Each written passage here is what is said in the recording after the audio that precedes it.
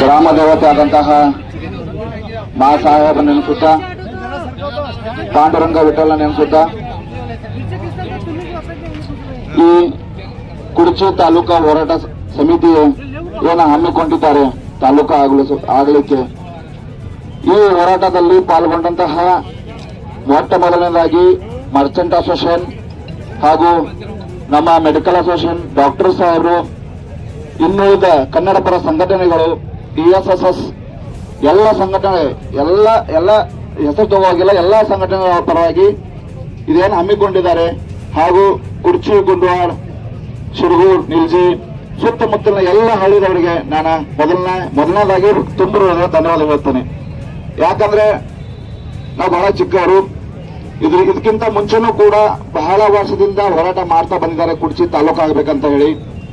ಇದೇನು ಮಾಡ್ತಾ ಇದ್ದಾರೆ, ಹೋರಾಟ ಮಾಡಿದ ನಂತರ ಅದೇ ರೀತಿ ಹೋರಾಟ ಮಾಡಿ ಮನವಿ ಕೊಡೋದು ಅಷ್ಟೇ ಅಲ್ಲ, ಅದ್ರ ಬಗ್ಗೆ ಪ್ರೊಸೆಸಿಂಗ್ ಮಾಡಬೇಕು. ಯಾಕಂದ್ರೆ ನಾವು ಮನವಿ ಕೊಟ್ಟ ತಕ್ಷಣ ಮತ್ತೆ ಮುಂದಿನ ಅಧಿವೇಶನದಲ್ಲಿ ಈಗ ಇಲ್ಲೇ ಬಂದಿದ್ದಾರೆ ಬೆಳಗಾವ, ನಾವು ಮಾತಾಡೋದು ಸರಿಯಲ್ಲ.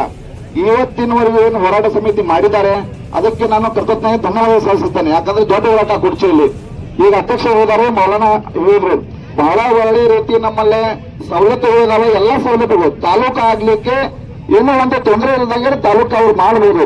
ಯಾಕಂದ್ರೆ ನಾವು ಯಾವಾಗ ಮಾಡ್ಬೋದು ಅದೇ ಹೇಳ್ತೀನಿ.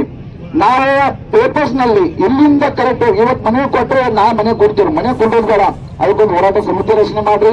ಯಾರಾದ್ರೂ ಹಿರಿಯರು ಪಾಲ್ಗೊಂಡ್ರಿ, ಒಬ್ರು ಯಾರು ಹಿರಿಯರು ವಕೀಲರು ಇರ್ತಾರೆ, ಸಜೆಷನ್ ತಗೊಂಡು ಡೇ ಟು ಡೇ ವೀಕ್ಲಿ ಆಗೋ ಒಂದಾದ್ರೂ ರಿವ್ಯೂ ಮೀಟಿಂಗ್ ಮಾಡಿಕೊಂಡು ಅದ್ರ ಬಗ್ಗೆ ಏನ್ ನಡೀತಾ ಇದೆ, ಏನ್ ಮಾಡ್ಬೇಕಂತ ಮಾಡಿದ್ರೆ ಇನ್ನೂವರೆಗೂ ತಾಲೂಕು ಆಗ್ತಾ ಇತ್ತು. ನನ್ನ ಅನಿಸಿಕೆ ಹೇಳ್ತಾ ಇದ್ದೀನಿ. ಇನ್ನು ಮುಂದೆ ಈ ಏನು ಅಧಿವೇಶನದಲ್ಲಿ ಬಂದಿದ್ದಾರೆ ಎಲ್ಲರೂ, ಮಾನ್ಯ ಸಚಿವರು ಬಂದಿದ್ದಾರೆ, CM ಸಾಹೇಬರು ಬಂದಿದ್ದಾರೆ. ಈಗ ಇದರಲ್ಲಿ ಈ ಕುರ್ಚಿ ಹೋರಾಟರು ನಮ್ಮ ತಾಲೂಕಾ ಮಾಡಕ ನಮ್ಮ ಸಂಪೂರ್ಣ ಬೆಂಬಲ ಐತೆ ಅಂತೇಳಿ ನಾನು ಎರಡು ಮಾತನ್ನ ಮುಗಿಸ್ತೇನೆ. Thank you.